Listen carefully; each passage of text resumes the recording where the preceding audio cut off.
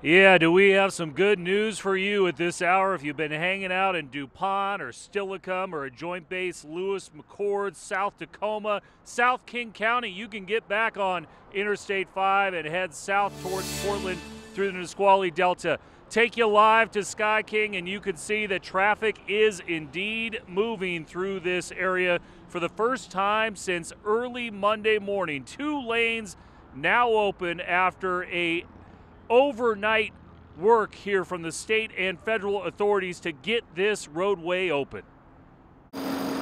57 hours. That's how long it took for state and federal crews to pull off a heavy lift that included hauling an almost 300,000-pound locomotive off the freeway this morning, one of the last pieces of a puzzle left from Monday's deadly Amtrak accident.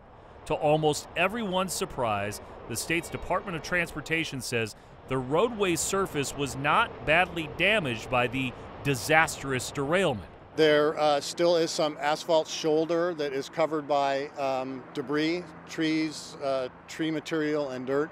So when we get that cleaned off tonight, we'll have a closer look, but there is no damage to the concrete roadway.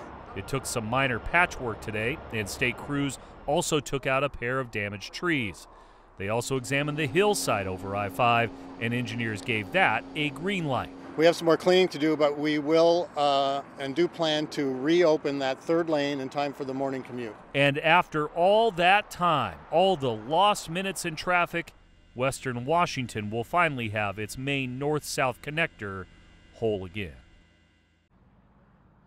Yes, 2 lanes open right now, a third, the other lane here expected to be open in time for the morning commute. It is remarkable when you think about what transpired here on Monday morning and what you see now. You can only really compare it with the Skagit Bridge collapse a while back and how quickly the state was able to get that thoroughfare up and running. You are now looking at a live picture of, yes, headlights coming through. We have already heard from our vantage point here near the derailment site a lot of happy honks as people come through here, finally able to go southbound towards Portland once again. For the latest on the crash and another victim identified today, let's turn it over to my colleague Drew Mickelson, who's standing by. Drew. Thanks, Chris. Well, like we told everyone yesterday, the 2 victims who were identified yesterday, they were big fans of trains. Well, so was the third. Ben Gran apparently was Amtrak's biggest fan, is how his mother described him. And she says he was really looking forward to this inaugural trip on Monday. She says his love of trains helped him turn his life around for what she calls his big mistake. She says that he did serve an 18-month prison sentence for possession of child pornography, but she says his life was on the right track. Ben Gran's mother says her son paid his debt to society, and through that sentence and also community service. She says he volunteered and worked at a clinic for people with autism. Gran's mother blames her son's crime on what she called his extreme autism. He graduated from Green River College and ended up working there in IT until he was arrested in 2013 as part of an international child pornography investigation.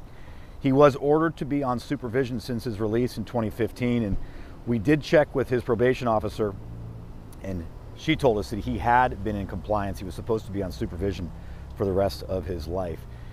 Now, for the 3 victims, there has been a candlelight vigil set up for them. That will be tonight at 6 p.m. The local Boy Scouts and Cub Scouts will be holding that at the DuPont City Hall. For now, live in Auburn, Drew Mickelson, King 5 News.